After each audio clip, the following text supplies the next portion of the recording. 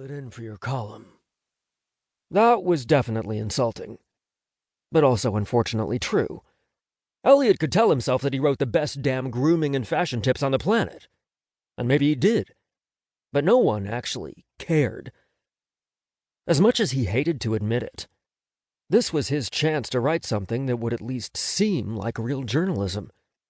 Even if it was an interview he was only being sent to do because he was gay. "Hey, listen." Ben leaned closer, lowering his voice. "This is your chance, okay? You're good at this job, and you could do so much more than fill a gap in the publishing schedule. I want to see that. Take the assignment." Eliot considered.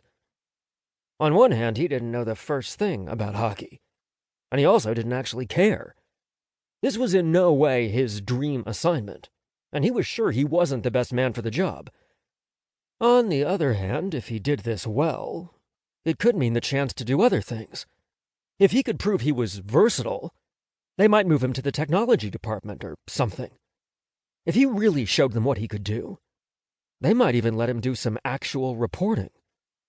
Hockey had been a dream job for him specifically because they were one of the few men's lifestyle magazines that actually bothered to report on important issues in depth, without glossing over them. The fact that he'd gotten stuck reviewing teeth whitening products always felt like his own fault. He'd known his way around a makeup brush when he applied, making him unique on the team. There were a few other guys on the staff who weren't straight, but they all had other areas of expertise, and a lot more experience than Eliot did. Eliot was still the new guy, unproven. Ben was giving him a chance to change all that. He'd have to be an idiot not to take it. "Okay," Eliot said. "But I want it on record that I warned you I know nothing about sport." "Duly noted," Ben sat back. "Go contact his manager to set up an appointment. This one's going in the print edition as well, so I need you not to screw it up." Eliot snorted. "But no pressure, right?" "No pressure. Just get it right." "Thanks, boss," Eliot said as he turned to walk away.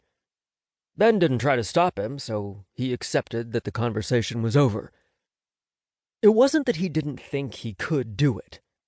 It was just that it wouldn't have been his first choice of a semi-serious assignment, if he'd been given one. Beggars couldn't be choosers, though. And Ben was right. His current position was fairly safe, but he wasn't going anywhere while he stuck at it.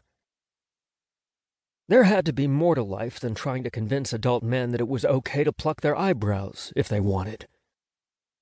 Eliot sat down at his desk and wrote down the number the assignment brief had given for Harper's manager. If interviewing a hockey player was his ticket to something bigger, then this was going to be the best damn interview ever published. Chapter 2. The uncomfortable, sick feeling that had been lingering in Danny's stomach all morning spiked when he heard the doorbell ring. It was exactly the same way he felt before every big game, and he'd never gotten used to it. This time it was about something bigger and scarier. He'd come out on Twitter last week and then promptly deleted the app from his phone, never looking back. Hiding who he was had been a part of his life for as long as he could remember. Suddenly being out in the open was terrifying. He knew he had to do it, but that didn't make it any easier. Taking a deep breath, he headed to the door to answer it.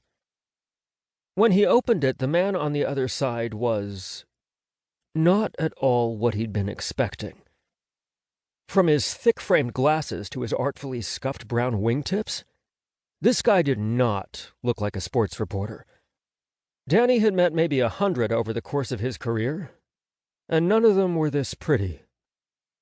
Behind his glasses, he had the most piercing, clear blue eyes Danny had ever seen. A few strands of dark hair plopped over onto his forehead, the rest of it effortlessly slicked back. Normally, he was a little surprised if a sports reporter had an even shave. This guy was